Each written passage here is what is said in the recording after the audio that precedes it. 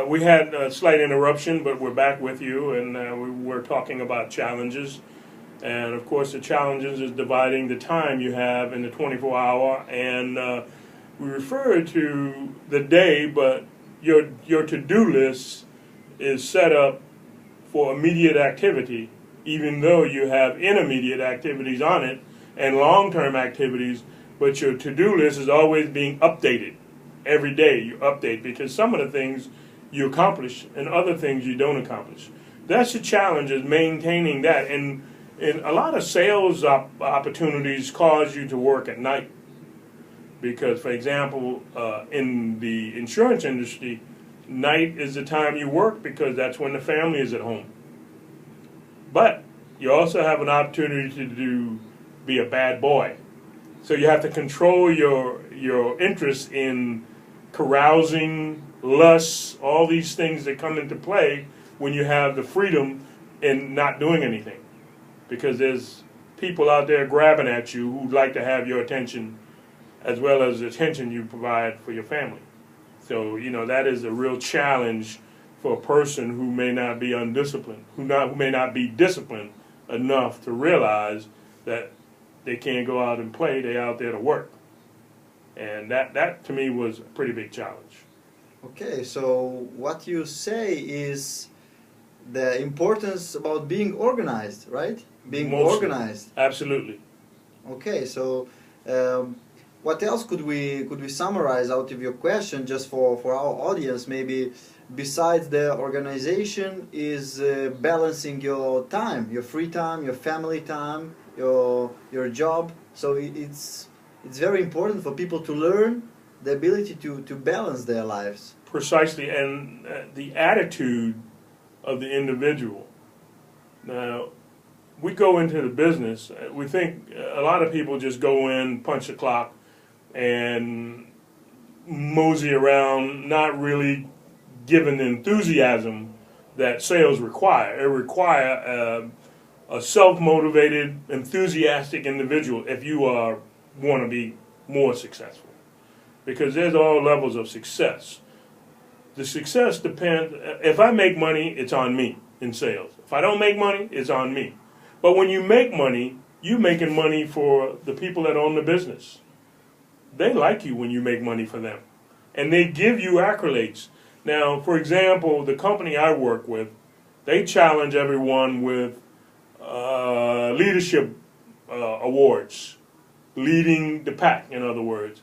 So they had different levels. They had the bronze leadership, the silver, bronze, and gold. And when you were doing well and you got the plaque for gold for, let's say, so many sales for that month, not only do you get the plaque, but your bank account grows. And that's the motive. Now, the motive for me was not so much the money, but to be the number one in the company, which gave me plaques and the recognition. But the money came with that. So, Yes. You work that out with the attitude and the discipline of doing the job that they set up for you. So, yeah, you just connected to the next question I wanted to ask you, and that was really about the success in sales, about the rewards, about what you can get out of this profession. So, could you please share with us which, in your opinion, are the main advantages of being a salesperson? Well, the one most important thing for me was I was my own boss. I don't have anybody breathing down my neck. If I make an error, I correct it. Of course, my only error I can make is not making the sales. That's the only error, other than not being courteous or respectful to a customer. The customer is number one. He is number one. He or she is number one in your book at any rate. Now, some customers are a little more difficult than others, but you have to have the ability to flex to deal with the intellectual abilities of different people. Some people are super intelligent. Some are not so intelligent. Some are middle of the line. But they all want your product. And once you qualify them, if they don't make the list right then, they go on the list for future reference, and also their friends and their friends' friends. All these people are kept on record for future reference, and this thing of being a friend to your customer, most important. You are a friend to everybody, and you can't segregate people. You have to be able to speak with all the people. It is no segregation. Everybody is a customer. And you have to be careful how you choose that word, but everybody is a customer, and they are always right. Up to a point, as much as you can take. But they're always right, because if they're wrong or they're angry, they don't buy. They may buy, but they may not buy from you. So that's a big thing with this kind of a sales thing. Everybody can't do sales. My brother and I, we both went to the company together, Metropolitan Insurance Company, and my brother didn't do well. After about a year and a half, he dropped out because it was self-discipline. It was knocking on people's doors. It was cold calls, and you can't let the no's whip you, because you get so many no's, and there you go. You say, "Oh well, heck, why am I doing this?" But the game is about numbers. The more people you talk to, the more you're going to make a deal. So it's always building the numbers and have so much time per day to do that number drill thing. Crunch the numbers, crunch the people. Okay, so some of the main advantages you listed is being your own boss, so not having anyone who says you what to do. Then besides the economical and material advantages such as a bigger bank account, a fatter bank account, you mentioned friendships. So in sales you get to know so many people during the day, so you could make new friends that could last for a life. Exactly. So this is another advantage, important advantage. Another thing I didn't point out was the appearance, your appearance. You must always present a professional appearance. And for me, that's coat and tie, shine shoes, groom, so forth and so on, because, in the areas I work into, the people always assume that me and my colleague was police. And it was like a black and white guy. We're going around into a low economical area, and everybody thought we were the police because we're the only one in town with suits. But they open the door for you if they see you well groomed, and generally they don't hide. They want to know because they think, first of all, you're the police. But that's not the reason we dress up. We dress up because it's a professional approach, and to have a professional approach to people who are not dealing with professionals every day, it gives you an advantage in my mind. And I've never had a problem getting into a house when I was on work, when I was doing my debit, and selling cars. A lot of things about selling cars is, or any product for that matter, is know when to stop talking, because you can talk so much that the person will get turned off. So you got to give them the opportunity to talk and be a good listener. And most people, for buying a car that, let's say a $50,000 car, they already have pretty good knowledge. They know what they want. They just want you to guide them in through this finance source and talk about the different options that we can add on, because you can give them all the options for an item, but they may not want it all. Some people just want the basic car because they come with quite a bit of options already. So there's a lot of things to consider when you're talking, but the key is let them do some talking too. Okay, thank you, Alfred, for this really important information for our audience.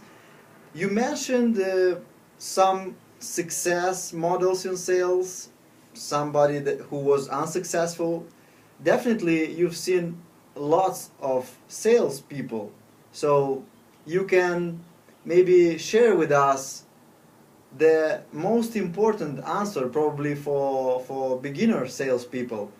Can everyone be a good salesman or not? I don't think everyone can be a good salesman, but it's a kind of a work ethics that you have to provide for yourself to initially go in, know the company, know the product, prospecting, presentation. And each company provides you with a presentation on the items you are going to sell. So you have to work these presentations so you're able to present them without a whole lot of stuttering or not feeling confident about doing it. So the idea is being confident about what you're there for and to present it in a professional manner. And if you find that you are unable to present it effectively, then it's something that you need to go back and work on. Because if you're not making any sales, there's something wrong between the transaction between you and the customer. And perhaps you, like you say, might not be a person set out to be a salesperson. But it is a fantastic experience. A lot of people involved. A lot of money involved too, if you're doing the right things, and sometimes you have to spend money to make money. So occasionally you will have to entertain a few folks. So this is a little social side. You're always in the limelight of selling, but when people know your line of work and you bring them all together, you don't have to sell. They already know what you're doing. In a lot of cases, the product you sell sells itself. You just need to guide them through the different items you have available. But generally, the companies I work for, the product sells itself. I don't take any credit for being able to sell it because it was a pretty good product, and I learned to appreciate it and understand it because I felt that if you didn't like the product you were selling, how could you sell it? You have to have some interest or some like of it, because I'm not going to sell anything I don't like. I'm not going to be as enthusiastic, though. But it's very important for a new person to come in, understand what they have to do, and to apply the 24-hour to-do list and the attitude and all these intricate things that you need to present yourself. So not everybody could be a great salesman, but definitely the people who are willing to be successful in this field should be organized, should be enthusiastic, should learn very well their product, and should be just ready for success. People who are ambitious, people who look for something more in life. Ambitious is a great word, because you should be ambitious if you're starting out new. And of course, people change sales jobs. They move up. They move around. If you wind up in management, for example, it's how you teach the others to sell. Therefore, you get paid from what they do. Of course, you never pressure them. If you pressure them, then you may lose a good salesperson. But you have to enforce the fact that, okay, this week you need to sell one nut. If you don't sell one nut, then we can't eat. So, you give them the motivation for doing what they need to do without being aggressive with them, as a manager in sales. And I've always got along well with my managers because I learned early in life from living in the street to talk with people. All people. Doesn't matter. People are people everywhere, and we're more alike than we are different. And they all generally have the similar needs and wants that we have. So we just have to live with it and approach them just like they're us. Being yourself more than anything is important. Okay, so maybe just to give a great conclusion to this wonderful interview, my last question to you would be, if you had only one advice to give to a beginner salesperson, what would it be? For one advice I would give to a salesperson would be to be sure sales is what you want to be into. Measure the time that you're there initially to determine if this is going to be the field you want to work into. because if you're not being productive, then maybe you're not cut out for that job. So learn everything you can about it and decide if in the end you're doing what you were taught and it was working for you. If it's not working, then it's time for you to make a change. And this is my estimation of a new guy coming on board, a girl coming on board, because it's fun. In other words, try to make it fun. And as I was saying earlier, the most important issues that a salesperson is confronted with is dividing the time. Divided that time, when you do that correctly, ensuring you have your job, your family, your development, your to-do list regular, your attitude, and your exercise. All these things are important, and that's just a few.